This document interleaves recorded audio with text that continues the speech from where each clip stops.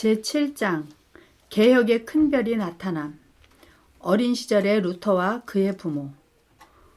법안교회 암흑에서 교회를 순수한 신앙의 빛 가운데로 인도하기 위한 사명을 받은 사람들 중에서 가장 선봉에 섰던 사람은 마르틴 루터였다. 그는 열성있고 경건하며 하나님을 경외하는 것 외에 아무것도 두려워하지 않을 뿐 아니라 성경 이외에는 아무것도 신앙의 기초로 삼지 아니한 그 당시의 시대적 인물이었다. 하나님께서는 그를 통하여 교회의 개혁과 세상의 계몽을 위한 위대한 사업을 성취시키셨다. 초창기의 복음 사자들처럼 루터는 빈궁한 계층에서 태어났다. 그는 유년 시대를 독일의 한 빈천한 노동자의 가정에서 보냈다. 광부인 그의 아버지는 매일 고된 노동으로 그의 교육을 위한 자금을 마련하였다. 그의 아버지는 루터를 법률가로 만들 생각이었다. 그러나 하나님께서는 그로 하여금 지나간 여러 세기 동안에 지연되고 있는 위대한 성전을 세우는 건축자로 삼고자 계획하셨다.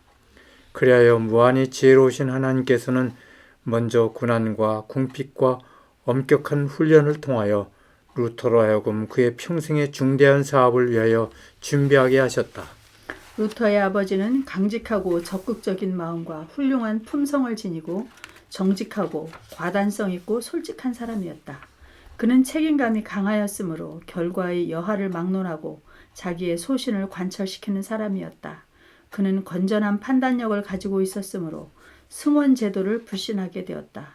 루터가 아버지의 허락을 받지 않고 승원에 들어가게 되자 그는 매우 언짢게 생각하였다. 그 후 이태가 지나서야 부자 간의 화해가 이루어졌다.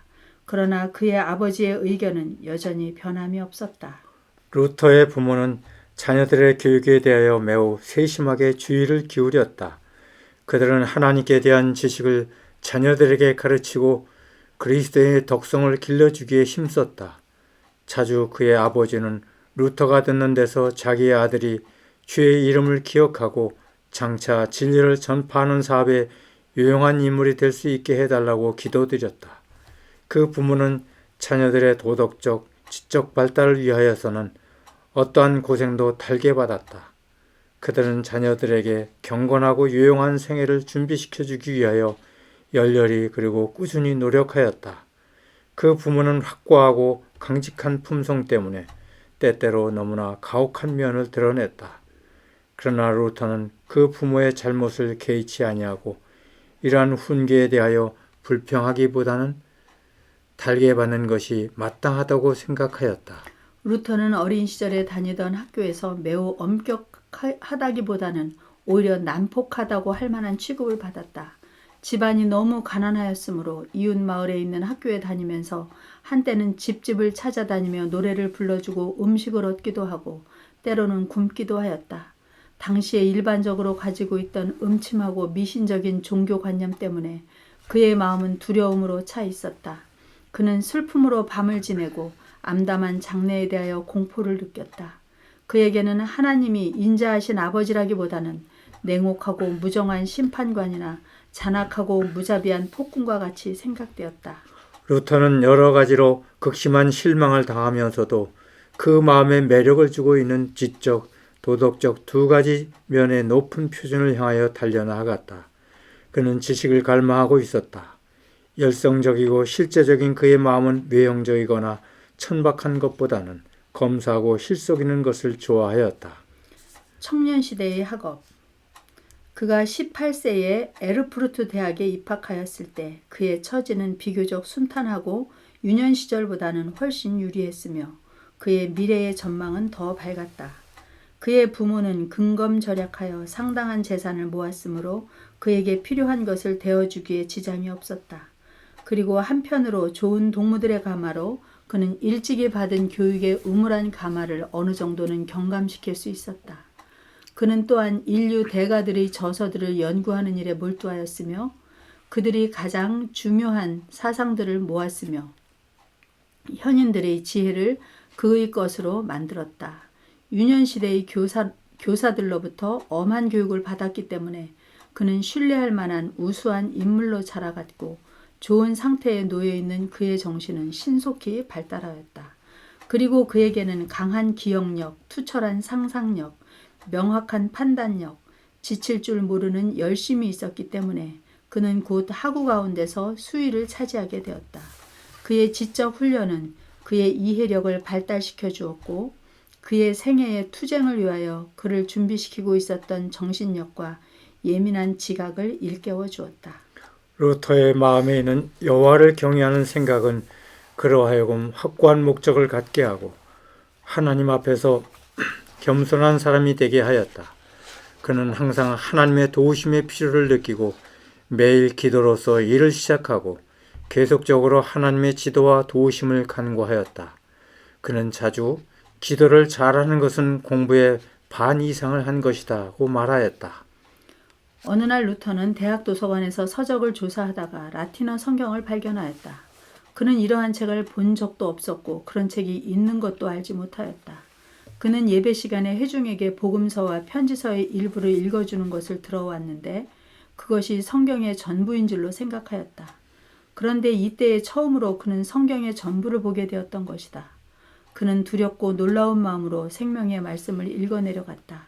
그리고 맥박이 빨라지고 가슴이 두근거리는 가운데 생명의 말씀을 읽어가다가는 때때로 멈추고서 오 하나님 나에게 이런 책을 주셨으면 하고 부르짖었다. 하늘 천사들이 그의 곁에 있었고 하나님의 보좌로부터 비치는 빛이 진리의 보배를 그에게 알려주었다. 그는 지금껏 하나님께 불쾌히 여김을 받고 있지나 않은지 두려워하고 있었으나 이번처럼 죄인으로서의 자신의 상태를 깊이 깨달은 적은 없었다. 죄에서 해방을 받고 하나님과 화목하게 되고자 열렬히 소원한 나머지 그는 마침내 수도원에 들어가 수도자의 생활에 전념하였다. 수도원에서는 그에게 극히 비천한 일이 맡겨졌으며 문전걸식을 요구받았다. 그는 이미 자존심이 강한 연령에 달하였으므로 그처럼 비천한 일은 그의 타고난 감정에 심한 굴욕감을 주었다. 그러나 그는 자기의 죄를 위하여는 이러한 일도 필요한 것이라고 믿고 이러한 굴욕을 견뎠다. 수도승으로서의 정진.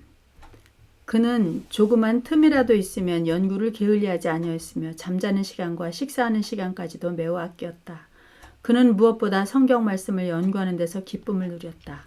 그는 성경 한 권이 수도원 한쪽 벽 쇠사슬에 매달려 있는 것을 발견하고 자주 그곳으로 나갔다. 또한 죄에 대한 자각이 더욱 깊어짐에 따라 그는 자기의 행위로 용서와 평안을 얻고자 애썼다. 그는 가장 엄격한 생활을 하고 금식과 철야를 하고 모든 악한 성격을 극복하려고 자기 자신을 책찍으로 때려보았으나 이러한 수도원 생활이 그를 죄에서 해방시켜주지 못하였다. 그는 하나님의 인정을 받기에 합당한 마음의 순결을 얻기 위하여 어떠한 희생도 겁내지 아니하였다. 후일에 그는 당시의 일을 다음과 같이 수레하였다. 실로 나는 경건한 수도승이었다. 나는 지금 내가 입으로 다 표현하기 어려운 여러 가지 엄격한 규칙들을 지켰다. 만일 수도승이 이러한 수도로서 천국을 얻을 수 있다고 하면 나는 분명히 그러한 자격을 얻었을 것이다. 그 일을 조금 더 계속하였다면 나는 반드시 고행의 결과로 죽고 말았을 것이다. 이러한 고통스러운 훈련의 결과로 그는 기력을 잃고 경련으로 고생하게 되었는데 후일에 가서도 그 상태에서 완전히 회복되지 못하였다. 그의 온갖 노력에도 불구하고 그의 영혼의 짐은 조금도 경감되지 않았다. 그는 마침내 절망 직전에 이르렀다. 모든 것을 잃어버린 것처럼 보였을 때 하나님께서는 그의 친구인 한 사람의 조력자를 그에게 보내주셨다. 경건한 스타우피츠는 루터에게 성경 말씀을 보여주며 자기 자신을 보지 말고 또 하나님의 율법을 범함으로 받는 영원한 형벌을 생각지 말고 오직 그의 죄를 용서해 주시는 구주 예수님을 바라보라고 하였다. 너의 죄로 인하여 스스로를 괴롭게 하는 대신에 구주의 팔에 그대 자신을 맡기라. 그리고 그분을 신뢰하라. 그분의 생애에 나타난 의와 그분의 죽으심으로 말미암은 속죄를 신뢰하라. 하나님의 아들의 말씀을 들으라. 그분께서는 하나님의 은총을 그대에게 보증해 주기 위하여 사람이 되셨다. 너를 먼저 사랑해 주신 그분을 사랑하라고 긍휼의 사자는 말하였다. 그의 말은 루터의 마음에 깊은 감명을 주었다. 오랫동안 오류에 붙잡혀서 투쟁하고 있던 그는 진리를 깨닫게 되었고 번민하던 그의 마음에 평화가 찾아왔다. 루터는 신부로 임명되어 수도원에서 나와 비텐베르크 대학의 교수로 부름을 입었다. 그는 여기서 원어로 된 성경을 연구하였다. 그는 성경의 강의를 시작하였다. 시편과 복음서와 편지서들에 관한 공개 강의를 하므로 많은 사람들이 와서 듣고 깨닫게 되었다. 그의 친구요 수도원장인 스타우피치는 그에게 강단에서 하나님의 말씀을 강론하라고 권유하였다. 그러나 루터는 자기가 그리스도를 대신하여 백성을 가르칠 자격이 없음을 자각하고 그 일을 주저하였다. 그는 오랫동안 고심한 끝에 그 친구들의 간청을 받아들였다. 그는 이미 성경 지식에 능한 사람이 되어 있었으며 하나님의 은혜가 그의 위에 임해 있었다. 그의 웅변은 청중들을 사로잡았다. 그는 진리를 아주 명료하고 힘있게 제시하였으므로 듣는 자에게 확신을 주었으며 또 그의 열정은 사람들을 감동시켰다. 로마 방문. 그러나 루터는 여전히 법왕교회의 참된 아들이었으며 그는 그 외에 다른 생각을 조금도 가지지 않았다. 그는 하나님의 섭리로 로마를 방문하게 되었다. 그는 도보로 여행하면서 도중에 있는 수도원들에서 숙박하였다. 이탈리아에 있는 한 수도원에서 그는 너무나 부유하고 화려하고 사치한 것을 목격하고 심히 놀랐다. 그 승려들은 마치 왕후들과 같은 수입으로 화려한 집에 살고 매우 값진 의복을 입고 진수성찬을 먹었다. 루터는 괴로울 정도로 불안한 마음으로 그 광경들을 자기의 사생활의 극기와 고난과 대조하여 보았다. 그의 마음은 번민하기 시작하였다. 드디어 그는 멀리 7 맷뿌리의 도성을 바라보았다. 그는 이때 깊은 감동을 받고 땅에 엎드려서 거룩한 성 로마여, 나는 내게 경의를 표하노라고 부르짖었다. 그는 로마 도성으로 들어가서 여러 교회를 방문하고 신부와 승려들이 늘어놓는 여러 가지 이야기를 듣고 필요한 온갖 의식을 행하였다. 보는 것마다 그에게 놀라움과 두려움을 주지 않는 것이 없었다. 그는 각 계급의 승려들 가운데 죄악이 가득 차 있는 것을 보았다. 그는 주교의 입에서까지 야비한 농담을 듣게 되었고 무서운 불경, 심지어 미사를 드리는 때에도 그런 일이 나타남을 보고 오직 전율할 수밖에 없었다. 그는 승려와 시민들과의 교제를 통하여 그들이 방탕하고 주색에 빠져 있는 것을 목격하였다. 그는 신성한 장소에서 하나님을 모독하는 일까지 감행되는 것을 보았다. 그는 그 일에 대하여 다음과 같이 기록하였다. 로마에서 감행되는 모든 죄악과 파렴치한 행동은 아무도 상상할 수 없다. 그것은 실제로 가서 보지 않고는 믿을 수 없는 일이었다. 세상에 지옥이라는 것이 있다면 로마는 필시 그 위에 건설되었을 것이다. 그곳은 온갖 죄악이 생겨나는 무한 지옥이다는 말까지 있는 것이다. 당시에 법왕의 한 교령이 반포되었는데 그것은 소위 빌라도의 층계라는 것을 무릎으로 올라가는 자는 누구든지 죄 사함을 받는다는 것이었다. 그 층계는 예수님께서 로마인의 재판정을 나오실 때 내려오신 층계로서 그것이 기적적으로 예루살렘에서 로마로 옮겨오게 되었다는 것이었다.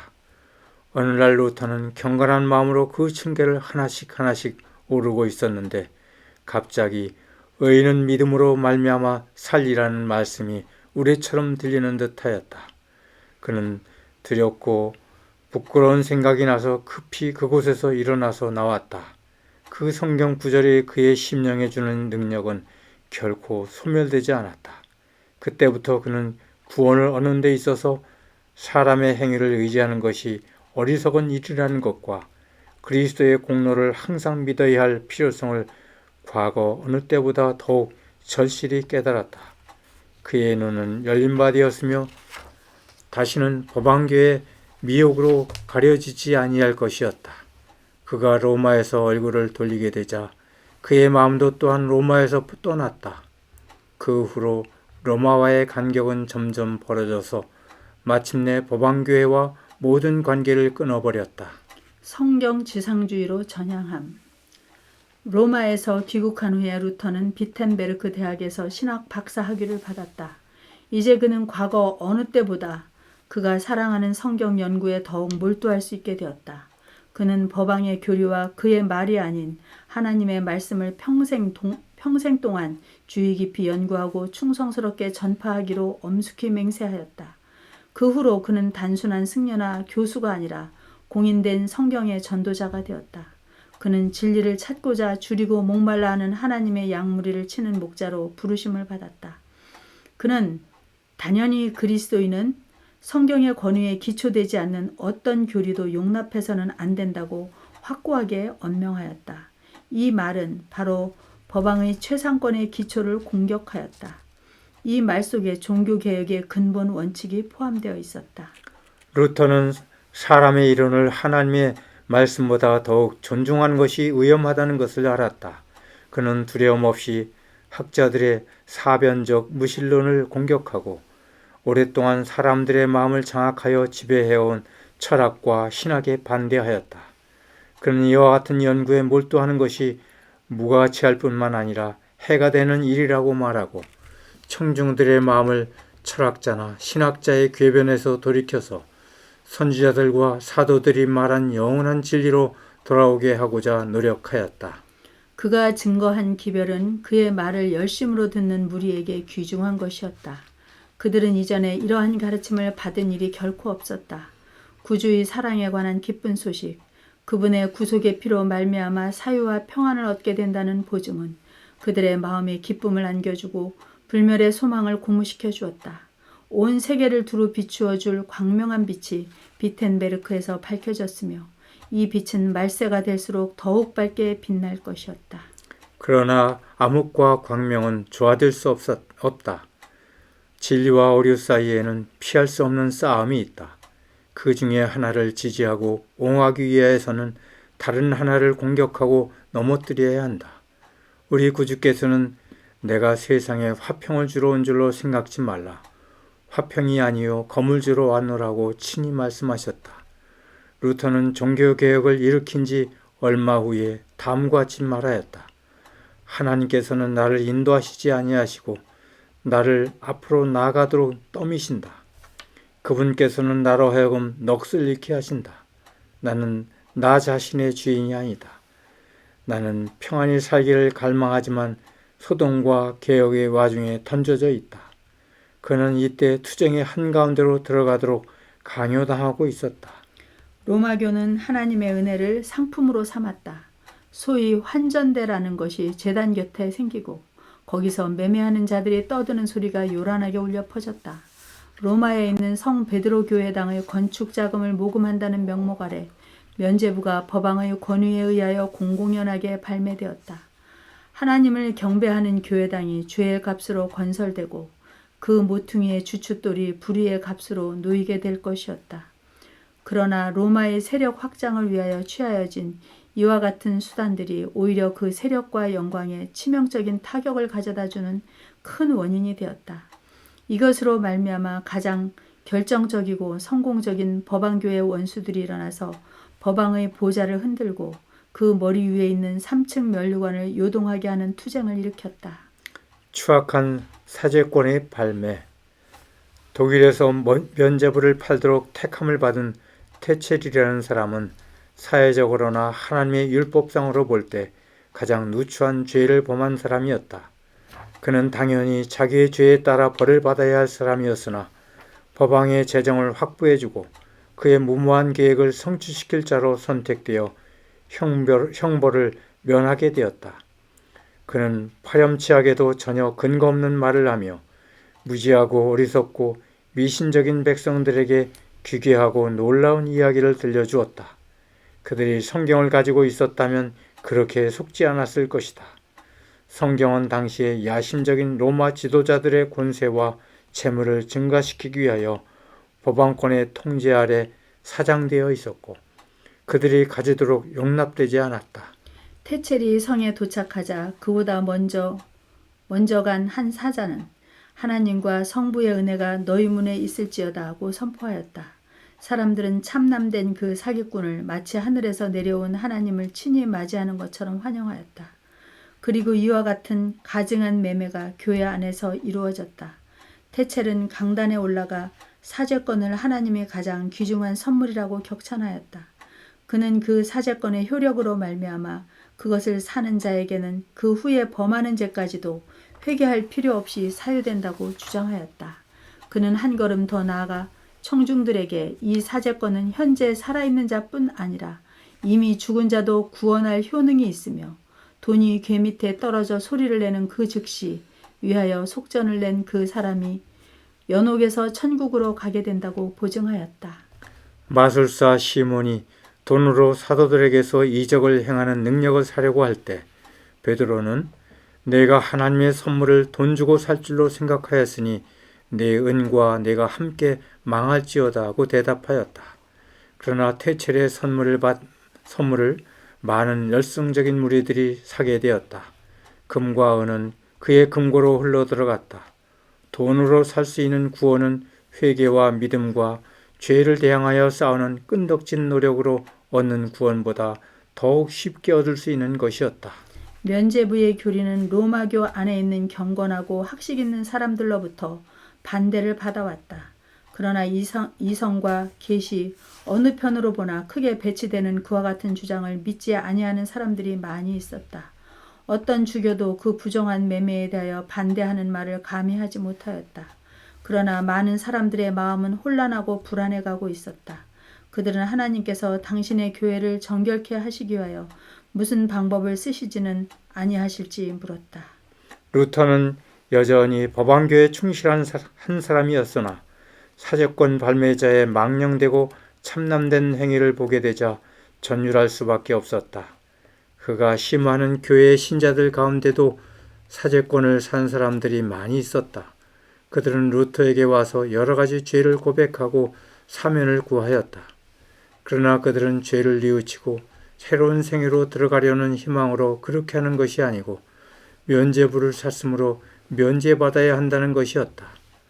루터는 단연히 이를 물리치고 그들이 회개하여 생애의 변화를 일으키지 아니하면 그 죄로 인하여 멸망을 받을 수밖에 없다고 경고하였다. 난처한 지경에 빠진 그들은 태첼에게로 가서 그들의 참의 청문승인 루터가 그들의 고백을 받아주지 않았다는 사실을 말하고 어떤 사람들은 그들의 돈을 도로 돌려달라고 담대히 요구하였다. 그러자 그 승려는 경노하였다. 그는 가장 무서운 저주를 하고 거리 모퉁이에 불을 피우고 나는 이 신성한 면죄부를 반대하는 모든 이단자를 화형에 처하라는 명령을 법왕으로부터 받았다고 소리질렀다. 95개조의 논제를 공개함. 이제 루터는 진리의 투사로서 자기의 사업에 담대히 착수하였다. 그는 강단에서 소리 높여 열렬하고도 엄숙하게 경고하였다. 그는 청중에게 죄가 얼마나 무서운 것임을 밝혀주는 동시에 사람이 자력으로 죄악을 추호라도 경감시키거나 제거할 수 없고 그 형벌을 면할 수도 없다고 가르쳤다. 하나님께 회개하고 그리스도를 믿는 것밖에는 죄인이 구원받을 수 있는 길이 없다. 그리스도의 은혜는 돈으로 살 수 없고 다만 값없이 받는 선물이다. 그는 사람들에게 사제권을 사지 말고 믿음으로 십자가의 구주를 쳐다보라고 권면하였다. 그는 구원을 얻기 위하여 굴욕과 고난으로 헛되이 노력한 자기의 쓰라린 경험을 말하고 자신을 보지 말고 그리스도를 믿음으로 평안과 기쁨을 얻었다는 사실을 청중들에게 보증하였다.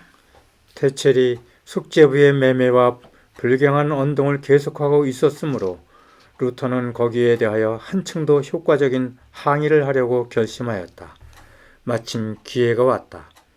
비텐베르크 성교회에는 여러 가지 유물들이 보관되어 있었으며 특정한 축제일들에는 그것들을 일반에게 공개하였다. 그리고 그날에 교회에 와서 참여하는 자는 죄의 용서를 완전히 받는 것으로 되어 있었다. 그러므로 그 축일에는 수많은 사람이 그곳으로 모여들었다. 때마침 그 축제일들 중에서 가장 중요한 제성제가 가까이 다가오고 있었다.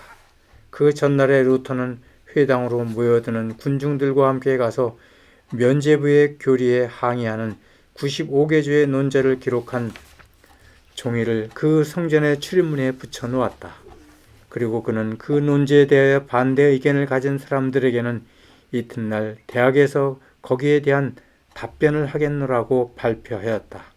그의 논제는 일반의 주의를 끌었다. 사람들은 그것을 읽고 또 읽은 다음에 그것을 사방에 전하였다. 대학 안에와 온 성에 큰 소동이 일어났다. 이 논제로 말미암아 죄를 사유해주고 죄의 형벌을 면하게 해주는 권세가 법왕이나 어떤 다른 사람에게도 위임된 적이 결코 없었다는 사실이 명확하게 드러났다. 그러한 계획은 미신적인 사람들의 마음을 이용하여 금전을 사취하려는 사기적 술책, 곧 사단이 그 거짓된 일을 의뢰하는 모든 자들을 멸망시키기 위하여 취한 수단에 불과하였다. 그리스도의 복음만이 교회 안에 있는 가장 가치 있는 보배이며 그 복음에 나타난 하나님의 은총은 믿음과 회개로서 그것을 구하는 모든 사람에게 값없이 주어진다는 것이 또한 분명히 밝혀졌다. 루터의 논제는 토론을 요구하였으나 아무도 거기에 응하는 자가 없었다. 그가 제시한 문제들은 수일 내에 온 독일에 퍼지고 몇 주일 안에 각 그리스도교국들에 전파되었다.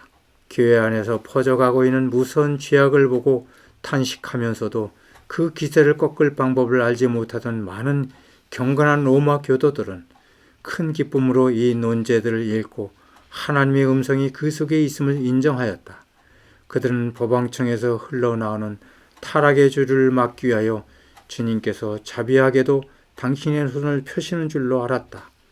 왕후들과 지방 장관들은 한 번 결정한 일이면 아무도 탄원할 수 없는 그 교만한 권력을 쳐부수게 된 것을 속으로 은근히 기뻐하였다. 사제권 제도의 부인과 그 영향. 그러나 죄를 사랑하는 미신적인 사람들은 자기들의 두려움을 진정시켜주던 궤변이 사라져버렸으므로 놀랐다. 범죄를 인가해주는 그들의 사업이 방해를 받고 그들의 이득에 위협을 느끼게 된 교활한 승려들은 격분하였으며 그들의 주장을 관철시키기 위하여 결속하였다. 이에 개혁자는 혹독한 무고를 당하게 되었다. 어떤 자들은 그가 충동으로 조급한 행동을 하였다고 비난하였다. 또 다른 사람들은 그를 참남된 자라고 욕하고 하나님의 지도를 받는 것이 아니라 교만하고 건방진 행위를 하고 있다고 비난하였다. 그러나 루터는 다음과 같이 대답하였다. 사람이 어떤 새 의견을 주장하게 될 때 교만해 보이지 않거나 싸움을 일으키는 것처럼 보이지 않으면서 그런 일을 한 경우가 드물다는 것을 누가 모르겠는가? 그리스도와 모든 순교자들이 죽임을 당하게 된 이유는 무엇인가? 그들은 그 당시에 지혜를 멸시하는 교만한 사람들처럼 보였던 연고이며 그들이 옛날부터 전해오는 가르침을 겸손하게 받아들이지 아니하고 새로운 방향으로 나아갔던 까닭이다. 그는 다시 말을 이었다. 내가 하는 일은 무엇이든지 사람의 판단력으로 할 것이 아니라 하나님의 지시에 따라서 할 것이다. 만일 그 일이 하나님께 속한 일이라면 누가 그것을 방해할 수 있겠는가? 그것이 하나님의 일이 아니라면 누가 능히 그 일을 진전시킬 수 있겠는가? 이것은 내 뜻이 아니요 그들의 뜻도 아니며 또 우리의 뜻도 아니요 하늘에 계신 거룩하신 아버지 바로 당신의 뜻이니이다. 루터는 성령의 감동을 받고 그 일을 시작하였으나 그 사업을 진전시키려면 무서운 투쟁을 면할 수 없었다. 원수들의 비난과 그의 목적에 대한 그들의 오해와 그의 동기와 인격에 대한 신랄하고 온당치 않은 비난 등이 거센 홍수처럼 엄습해왔다. 그는 교회와 학교 안에 있는 백성들의 지도자들이 즐거이 개혁사업에 참여하고 그와 연합해 줄 것을 굳게 믿었다.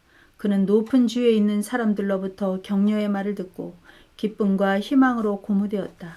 그는 이미 선견지명을 가지고 교회 안에 더욱 광명한 새벽이 밝아오는 것을 보았다. 그런데 격려가 비난과 정죄로 돌변하였다. 정부와 교회의 많은 고관들은 그의 이론의 정당성을 확신하였으나 그 진리들을 승인하게 되면 미국의 큰 변혁이 초래되리라는 것을 알았다. 백성들이 계몽되어 개혁을 일으키게 되면 사실상 로마의 권위는 해치고 그 금고로 들어가는 무수한 보화의 물줄기를 멈추게 하여 법왕교회 지도자들의 낭비와 사치를 크게 줄어지게 할 것이었다. 그뿐 아니라 일반 대중들을 제각기 분별력 있는 사람으로 생각하고 행동하도록 가르쳐서 그리스도만을 구주로 쳐다보게 한다면 법왕의 보좌는 전복되고 필경에는 그들 자신들의 권위도 상실될 것이었다. 그러므로 그들은 하나님께서 주신 지식을 거절하고 하나님께서 그들을 계몽시키기 위하여 보낸 사람을 반대함으로써 그리스도와 진리를 다 같이 배반하는 행동을 취하였다. 루터는 자기 자신, 곧 지상의 가장 큰 세력을 대항하고 있는 자기 자신을 바라보고 전율하였다. 어떤 때에는 그가 과연 하나님의 지도를 따라서 법왕교의 권위에 대항하고 있는 것인지 의심하기도 하였다. 그는 또 다음과 같이 기록하였다. 지상의 군왕들과 온 세계가 두려워하고 떠는 법왕권을 대항하여 일어선 나는 대체 무엇이냐? 처음 2년간 마음속으로 어느 정도의 고민을 하였으며 실망과 낙담을 겪었는지 아무도 모를 것이다. 그러나 그는 완전히 실망하도록 버려지지 아니하였다. 그는 사람의 도움이 끊어졌을 때 하나님만을 앙망하였다. 그래야 그는 전능하신 하나님의 손을 붙들 때 절대로 안전하다는 것을 배웠다. 탄압과 핍박이 일어남. 개혁사업을 후원하는 한 친구에게 루터는 다음과 같이 편지하였다. 우리는 연구와 지력으로 성경을 깨달을 수 없다. 그대가 제일 먼저 해야 할 일은 기도이다.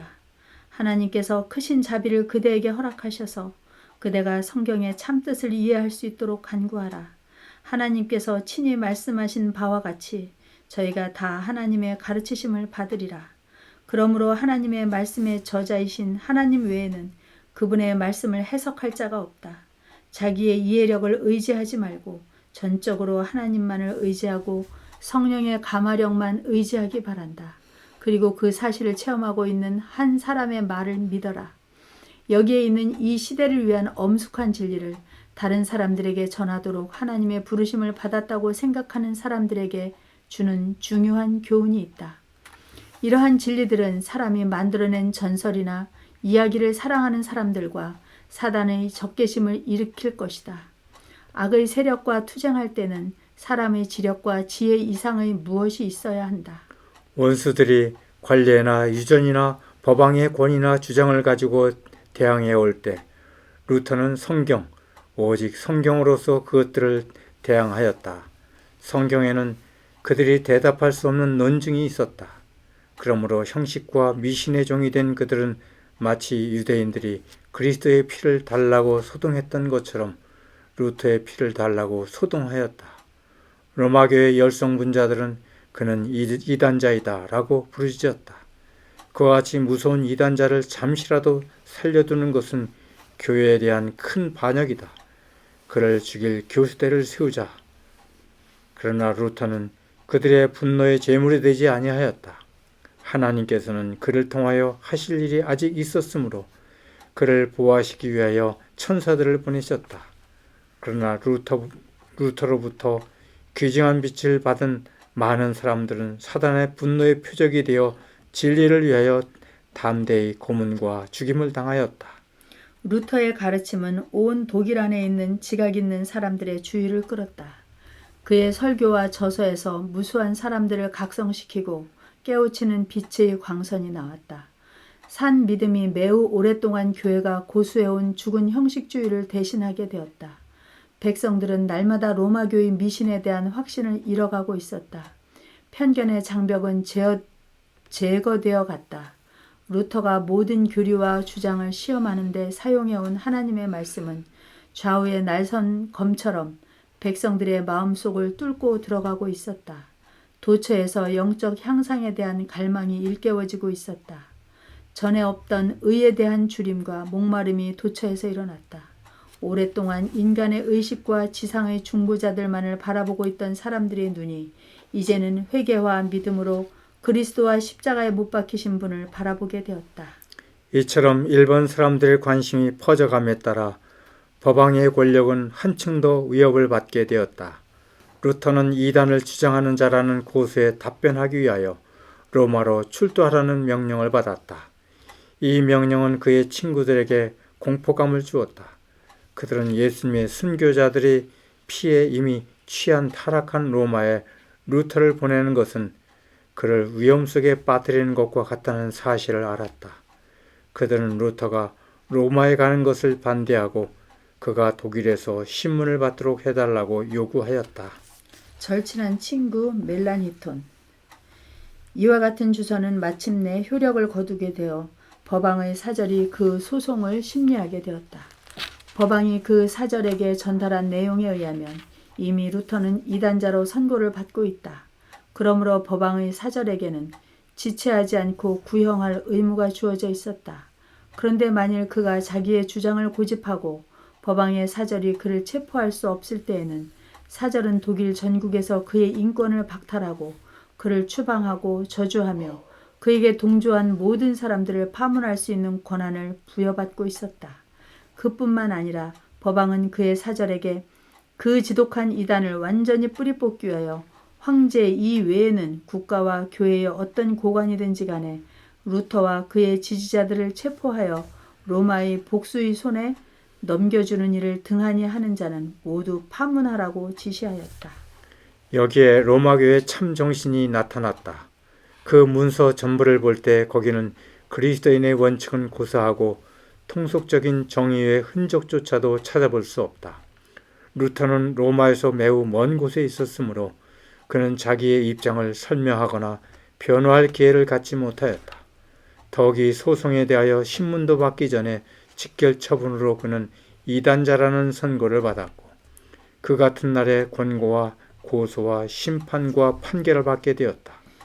이 모든 일이 소위 나라와 교회의 유일한 최고의 절대 권위자요 거룩한 아버지로 자처하는 자로 말미암아 이루어졌다. 루터에게 진실한 친구의 동정과 조언이 가장 필요하였을 때 하나님께서는 당신의 섭리로서 멜란히톤을 비텐베르크로 보내셨다. 나이가 젊지만은 겸손하고 내성적인 멜란히톤은 건전한 판단력과 해박한 지식과 매력적인 웅변과 순결하고 고상한 인격을 갖추고 있었으므로 일반의 칭송과 존경을 받았다. 그의 부드러운 성격은 그의 뛰어난 재능보다 더욱 훌륭하였다. 곧 그는 열렬한 복음의 사도가 되고 루터의 가장 신임받는 친구가 되고 그의 귀중한 동지가 되었다. 그의 온유하고 신중하고 조심성 있는 성질은 과감하고 용감한 루터의 성질을 보완해주기에 충분하였다. 이 두 사람이 연합함으로 개혁사업은 한층 더 보강되었고 이것이 루터에게 큰 용기의 근원이 되었다. 법왕사절의 신문을 받음. 신문 장소가 아우구스부르크로 지정되었으므로 루터는 도보로 그곳을 향하여 출발하였다. 두려운 위험이 그를 기다리고 있었다.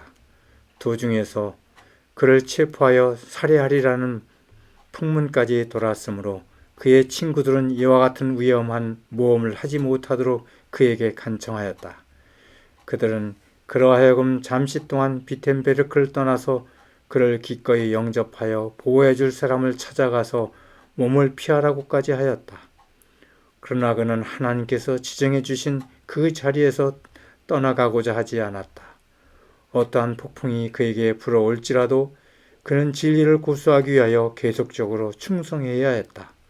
그는 말하였다. 나는 예레미야 같이 투쟁과 싸움의 사람이다. 그들의 협박이 더하면 더할수록 나의 기쁨도 증가될 것이다. 그들은 이미 나의 명예와 명망을 꺾어버렸다. 한 가지 남은 것이 있다면 그것은 이 가련한 나의 육체뿐이다. 이것마저 빼앗아 간다 해도 두렵지 않다. 그들은 내 생명을 불과 몇 시간으로 단축시킬 수 있을 것이다. 그러나 나의 영혼만은 그들이 빼앗을 수 없다. 그리스도의 말씀을 세상에 전파하고자 하는 사람은 어느 순간이든지 죽음을 각오하여야 한다.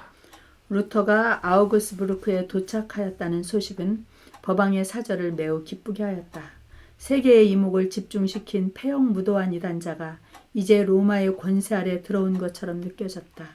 그러므로 법왕의 사절은 그를 놓치지 않겠다고 결심하였다. 개혁자는 통행권을 가지지 않고 왔다. 그의 친구들은 그것이 없이 법왕의 사절 앞에 나타나지 말도록 간청하는 한편 그들 자신이 황제로부터 그것을 얻고자 교섭하였다. 법왕의 사절은 루터로 하여금 자신의 주장을 취소하게 하든지 그것이 안되면 그를 로마로 보내어 후스와 제롬이 당한 것과 똑같은 운명에 빠뜨리고자 계획하였다. 그러므로 그는 부하들을 시켜서 루터로 하여금 자기의 자비를 믿고 통행권 없이 출두하게 하고자 노력하였다. 그러나 개혁자는 그렇게 하는 일을 단연코 거절하였다. 그는 황제가 보호를 약속하는 문서를 주기까지 법왕의 사절 앞에 나타나지 않았다. 법왕 측에서는 루터를 설복시키기 위한 하나의 술책으로 부드러운 태도를 취하고자 작정하였다. 법왕의 사절은 그와 회견하면서 매우 우호적인 태도를 나타냈다. 그러나 그는 루터에게 무조건 교회의 권위를 복종하고 어떤 점에서든지 이론과 의문을 제기하지 말고 굴복하기를 요구하였다. 그는 자기가 취급하고 있는 사람의 성격을 올바르게 판단하지 못하였다. 이에 대해 루터는 교회에 대한 자기의 관심과 진리에 대한 욕망과 자기의 가르침에 대하여 제기하는 온갖 반대에 즐거이 답변할 마음과 어떤 특별한 대학에서 자기의 교리를 검토하겠다면 쾌히 응할 의사가 있다는 것을 표명하였다. 그러나 그는 오류에 대한 판명이 나기도 전에 신앙의 취소만을 요구하는 법왕의 사절의 태도에는 반대하였다. 법왕 측의 반응은 오로지 취소하라는 말뿐이었다. 루터는 자기의 주장이 성경에서 나온 것이므로 진리를 부인할 수 없다고 단호하게 엄명하였다. 루터의 이론에 대답할 수 없게 된 법왕의 사절은 비난과 욕설과 책망을 쏟아놓음으로 위압하고 교부들의 말과 전설을 여기저기서 인용하여 늘어놓음으로써 루터에게 더 이상 말할 기회를 주지 아니하였다. 그런 상태로 회의를 계속하면 결국 헛수고만 하게 될 것을 안 루터는 드디어 그의 답변을 문서로서 제출하라는 마지막 허락을 받아냈다. 루터의 당당한 논조. 그는 한 친구에게 다음과 같이 편지하였다. 그렇게 함으로 압박을 받는 자는 이 중에 이익을 얻는다. 첫째는 그 기록으로 말미암아 다른 사람의 판단에 호소할 수 있고, 둘째는 자기의 교만한 말로 지나치게 위압적인 태도로 방자하게 함부로 말하는 폭군에게 그 양심에는 호소하지 못한다 하더라도 그에게 공포감을 갖게 하는 좋은 기회를 만들 수 있다. 그리고 두 번째의 회견에서 루터는 성경에서 인용한 많은 구절들로 이루어진 명료하고 간결하고 힘있는 자신의 주장에 대한 설명문을 제출하였다. 그는 그것을 큰 소리로 낭독한 후에 추기경에게 넘겨주었다. 그러자 그는 그것을 다만 쓸데없는 말을 기록한 불경하기 짝이 없는 인형구의 수집에 불과한 것이라고 외치면서 멸시하는 태도로 내어던져 버렸다. 이에 루터는 담대히 일어나서 횡포무례한 법왕 사절의 논법을 역용하여 전설과 교회의 구전과 가르침을 여지없이 전복시켰다. 법왕의 사절은 루터의 변론에 도무지 대답할 수 없음을 알자 자제력을 잃고 맹렬한 불과 같이 노하였다. 취소하라. 그렇지 않으면 너를 로마로 보내겠다. 거기서 그대는 그대의 소송사건을 담당한 재판관들 앞에 서야 한다. 나는 너와 너희 일당을 파문한다. 또 어떠한 경우에든지 너를 돕는 자는 누구를 막론하고 교회에서 내어 쫓겠다고 그는 부르짖었다. 그리고 그는 마지막으로 교활하고 분노한 음조로 취소하라. 그렇지 아니하면 다시 이곳에 돌아오지 말라고 단언하였다. 루터는 지체하지 않고 친구들과 함께 즉시 그곳에서 퇴장하므로 취소할 의사가 전혀 없다는 것을 분명히 나타내었다. 그것은 법왕의 사절이 의도했던 것과는 전혀 반대되는 일이었다. 그는 위협으로 루터에게 공포감을 주므로 그를 굴복시킬 수 있으리라고 믿었었다. 그는 이제 자기의 지지자들과만 남게 되었으므로 둘러앉은 사람들을 차례로 돌아보며 자기의 계책이 뜻밖의 실패한 것을 분하게 생각하였다. 이때 루터의 활약은 좋은 결과를 거두었다. 그곳에 참석했던 많은 사람들은 그 두 사람을 비교해보고 그들이 나타낸 정신들을 스스로 판단해 볼 뿐만 아니라 그들이 제시한 이론의 설득력과 진실성을 비교해보고 판단해 볼 수 있는 기회를 가지게 되었다. 그것들은 너무나 대조적이었다. 개혁자는 하나님의 능력으로 단순하고 겸손하고 굳센 태도로 진리를 제시하였다. 그러나 법왕의 사절은 젠체하고 거만하고 횡포하고 비합리적인 태도로 한 구절의 성경 말씀도 인용하지 않은 채 화를 내면서 취소하라. 그렇지 아니하면 로마에 보내어 처벌하겠다고 부르짖을 뿐이었다. 루터의 후원자 프리드리히 후. 루터가 통행권을 소유하고 있을지라도 법왕당들은 그를 체포하여 투옥시킬 음모를 꾸몄다. 루터의 친구들은 그가 더 이상 체류하는 것이 무익한 일임을 알고 그에게 즉시 비텐베르크로 돌아갈 것과 그 계획에 대하여 비밀을 철저히 지킴으로 남에게 눈치채이지 않게 하도록 권유하였다. 그리하여 그는 지방 장관이 보내준 한 사람의 안내자를 따라 새벽에 말을 타고 아우그스부르크를 떠났다. 앞길에 가로놓인 여러 가지 어려움을 예상하면서 고요하고 어두운 시가지를 몰래 빠져나왔다. 잔인한 원수들은 방심하지 않고 그를 죽이려고 음모를 꾸미고 있었다. 그를 잡으려고 펴놓은 함정을 그가 피해 나갈 수 있을까? 진실로 이때야말로 매우 염려되는 때요, 열렬한 기도가 필요한 때였다. 그 도시의 성벽에 있는 작은 문에 당도하였다. 문은 그에게 열려지고 그는 아무런 장애 없이 안내자와 함께 문 밖으로 빠져나왔다. 일단 문 밖으로 무사히 빠져나오자 그들은 길을 재촉하였다. 그리하여 루터는 법왕의 사절이 그의 탈출을 알기 전에 박해자의 손이 미치지 못할 곳까지 가버렸다. 사단과 그의 부하들은 패배하였다. 그들의 소나기에 잡혀있는 줄로 생각했던 그 사람은 마치 한 마리의 새가 새 사냥꾼의 그물을 벗어나듯이 그들의 수중에서 벗어났다. 루터가 도망하였다는 소식을 듣자 법왕의 사절은 매우 놀라고 분개하였다. 그는 교회를 어지럽게 하는 자를 처단하는 일에 있어서 자신의 지혜와 단호한 결단력을 나타내므로 큰 명예를 얻을 것을 은근히 바라고 있었는데 이제 그 희망이 사라졌다. 그는 자신의 분노를 작센의 선후 프리드리히에게 보내는 편지에 나타냈다. 그는 그 편지에서 루터를 신랄히 비난하고 프리드리히로 하여금 그를 로마로 보내든가 작센에서 추방하든가 해주기를 요구하였다. 루터는 자신의 주장을 변호하면서 법왕이나 법왕의 사절에게 성경상으로 자기의 오류를 지적해 주기를 요구하였다.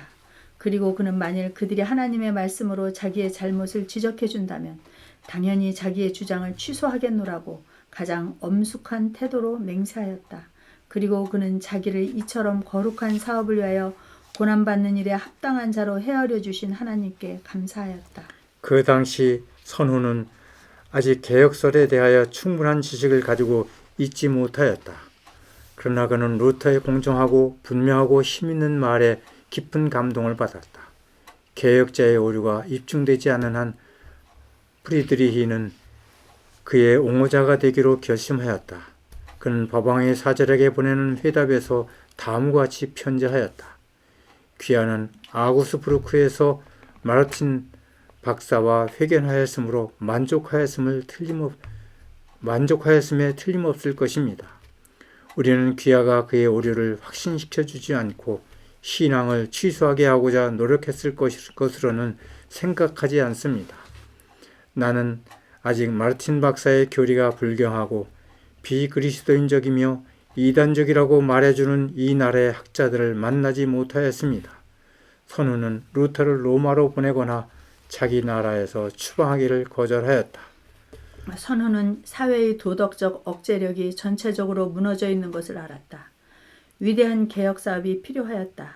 사람이 하나님의 요구와 개발된 양심의 명령을 인정하고 순종하기만 하면 범죄를 억제하고 처벌하기 위하여 복잡하고 비용이 많이 드는 제도를 마련할 필요가 없을 것이었다. 그는 루터가 바로 이 목적을 위하여 일하고 있음을 알고 그 사업이 교회 안에 좋은 가마를 끼치고 있는 것을 은근히 기뻐하였다. 불법적인 협박과 누명. 그는 또 루터가 대학 교수로서 놀랄만한 공적을 남긴 사실을 알았다. 개혁자가 교회의 문에 그의 논제를 제시한 지 겨우 1년밖에 되지 아니하였지만 제성제 축제 때 교회에 찾아오는 사람들의 수는 현저히 감소되었다. 로마의 예배자들과 연금 액수도 줄어들었다. 그러나 그들의 자리는 비텐베르크를 찾아온 다른 계급의 사람들로 채워졌는데 그들은 유물 예배를 위하여 온 순례자들이 아니고 대학의 교실을 채우는 학생들이었다. 루터의 저서는 각처에서 성경에 대한 새로운 흥미를 일으켜 주었으므로 독일 국내뿐 아니라 외국에서까지 수많은 학생들이 몰려왔다. 비텐베르크를 처음으로 바라보는 청년들은 손을 들고 마치 옛날에 시온에서 했던 것처럼 이 성에서 진리의 빛이 비치게 하시고 멀리 떨어져 있는 나라에까지 그 빛을 전하게 해주신 하나님을 찬양하였다. 루터는 아직도 로마의 오류에서 부분적으로 돌아선 데 불과하였다. 그러나 그가 하나님의 성경을 법왕의 교서와 법전에 비교해 볼 때 그의 마음은 놀라움으로 충만해졌다. 그는 다음과 같이 기록하였다. 나는 법왕의 교서를 읽고 있다. 그러나 나는 법왕이 적그리스도인지 그분의 사도인지는 모른다. 그러나 그의 교서에서 그리스도를 너무도 잘못 나타내고 그분을 십자가에 못 박고 있다. 그 당시에 루터는 여전히 로마교의 지지자였으며 교회와 관계를 끊는다는 것은 생각조차 아니하였다. 루터의 저서와 교리는 모든 그리스도교국으로 퍼져나갔다. 개혁의 사업은 스위스와 네덜란드에서도 일어났다. 그의 저서들은 프랑스와 스페인에도 전해졌다. 영국에서는 그의 교훈이 생명의 말씀으로 받아들여졌다. 벨기에와 이탈리아에도 진리가 전파되었다. 수만 명의 사람들이 죽은 듯한 혼수 상태에서 깨어나서 신앙생활에 희망과 기쁨을 누리고 있었다. 루터의 공격으로 로마는 더욱더 격노하게 되었으며 그를 반대하는 광신적인 사람들, 심지어 카톨릭 대학교의 박사들까지도 그 반역적인 승려를 죽이는 자는 범죄하는 자가 아니라고 주장하였다. 하루는 어떤 수상한 자가 권총을 외투 속에 감추고 그 개혁자에게 가까이 와서 어찌하여 그대는 혼자 다니느냐고 물었다. 루터는 나는 하나님의 보호 아래 있다. 그분은 나의 힘이요 방패시다. 사람이 내게 어찌하겠느냐고 대답하였다.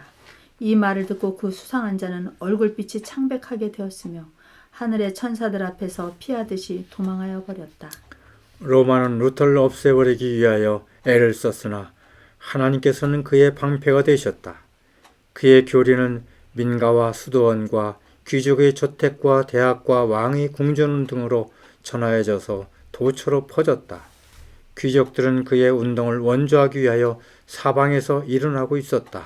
바로 그 즈음 루터는 후스의 저서를 읽고 자신이 주장하고 가르치고자 하던 믿음으로 말미암는 의에 대한 큰 진리가 벌써 보헤미아의 개혁자로 말미암아 주장되었다는 사실을 발견하게 되었다. 루터는 바울과 아우구스티누스와 나 자신은 알지 못하는 사이에 모두 후스의 신봉자가 되었다고 말하였다. 그는 또 계속해서 1세기 전에 전파된 진리를 불태워버린 이 세상은 하나님의 심판을 분명히 받고야 말 것이다고 말하였다. 개혁운동의 위기. 루터는 그리스도교의 개혁을 위하여 독일의 황제와 귀족들에게 보내는 호세 편지에서 법왕에 관하여 기록하였다. 스스로 그리스도의 대리자라고 자처하는 사람이 어떠한 황제도 미치지 못할 만큼 호화로운 생활을 누리는 것은 놀랄 만한 일입니다. 과연 그것이 가난한 예수님과 비천한 베드로의 생활과 유사하겠습니까? 그분을 가리켜 세계의 주라고까지 말하고 있습니다.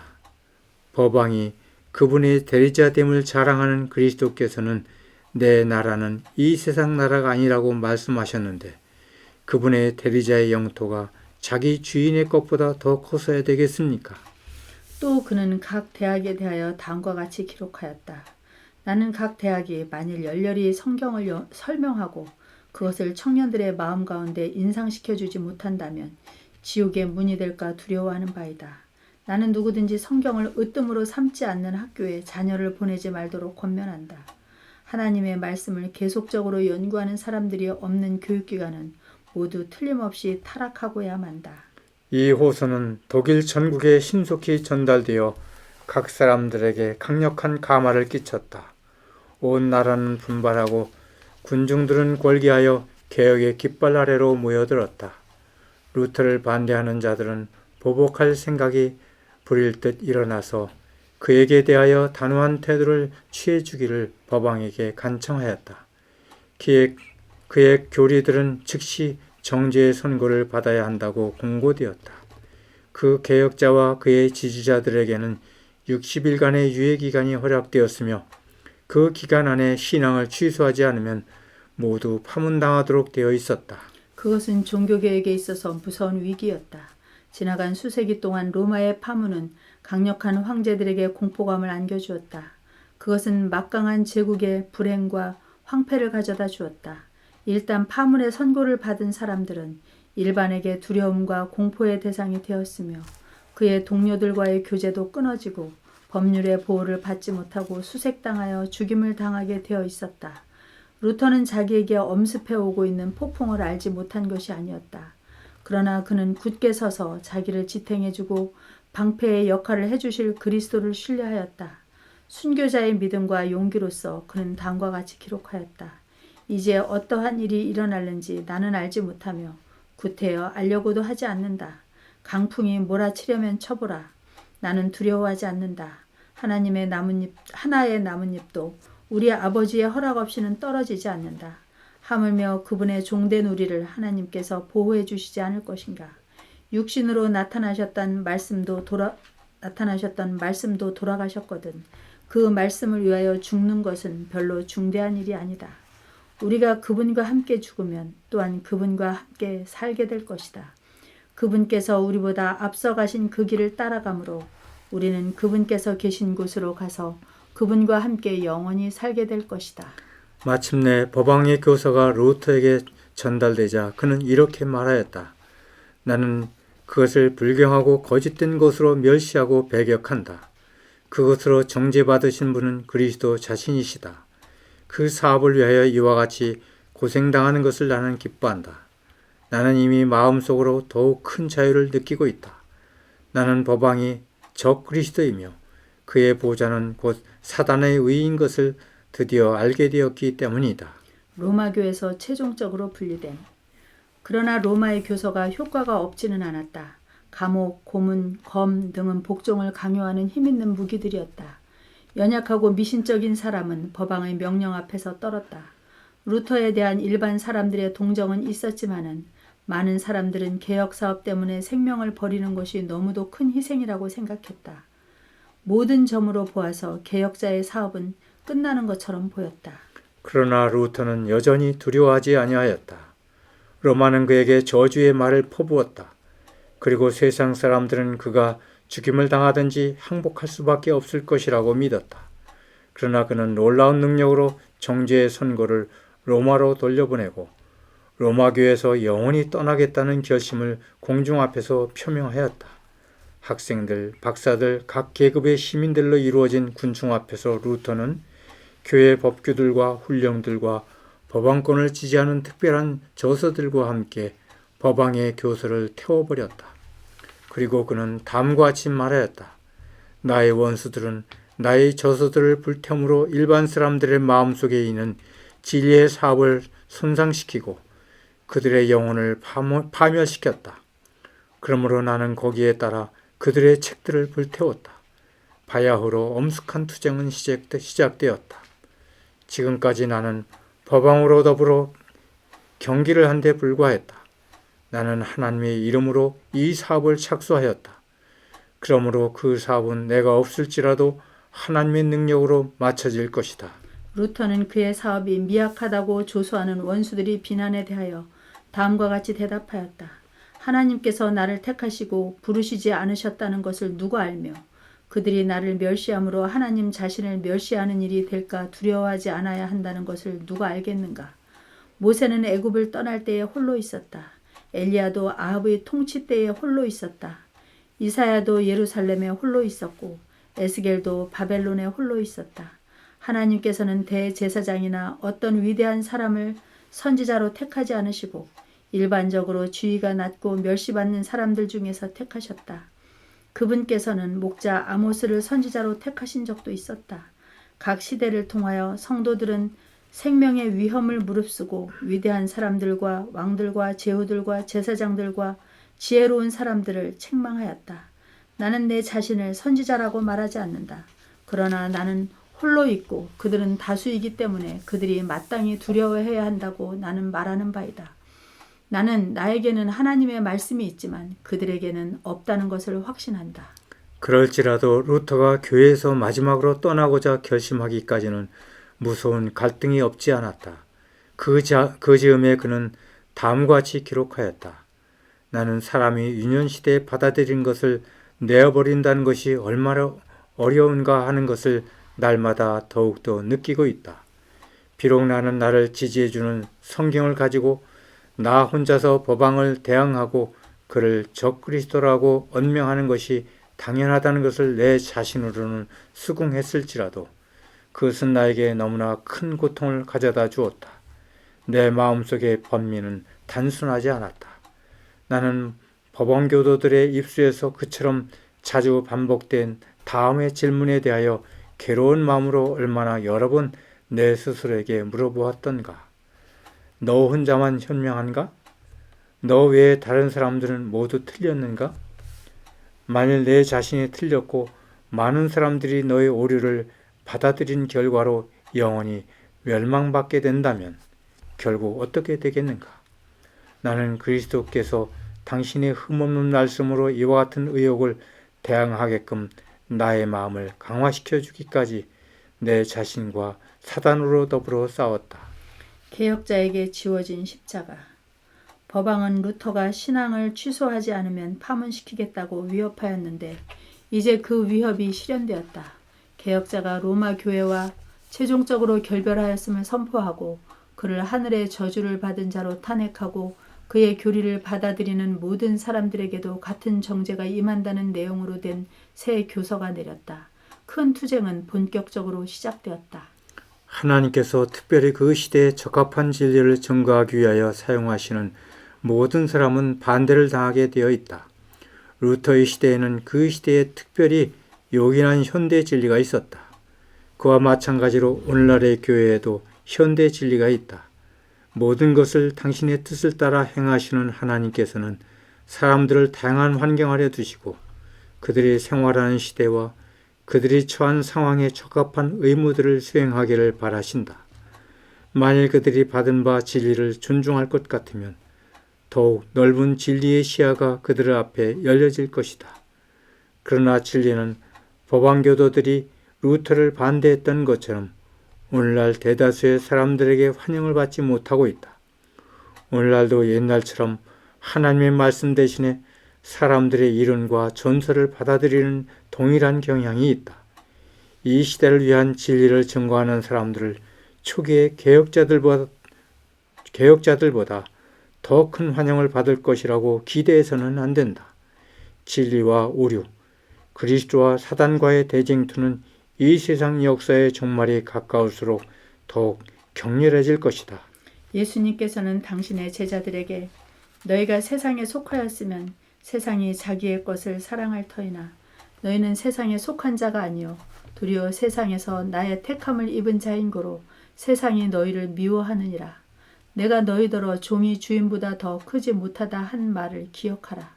사람들이 나를 핍박하였은즉 너희도 핍박할 터이요 내 말을 지켰은즉 너희 말도 지킬 터이라 고 말씀하셨다. 또 한편으로 우리 주님께서는 모든 사람이 너희를 칭찬하면 화가 있도다. 저희 조상들이 거짓 선지자들에게 이같이 하였느니라 고 분명히 말씀하셨다. 옛날의 시대와 마찬가지로 오늘날의 시대도 이 세상의 정신은 그리스도의 정신과 일치되지 않는다. 그러므로 하나님의 말씀을 순수하게 전파하는 사람들은 오늘날도 그 당시보다 더 큰 환영을 받을 수는 없다. 진리를 반대하는 양태가 바뀌어지고 더욱 교묘해진 나머지 적의가 공공연하게 나타나지 않을 수도 있다. 그러나 동일한 적개심은 여전히 존재하고 있으며 마지막 때까지 나타나게 될 것이다.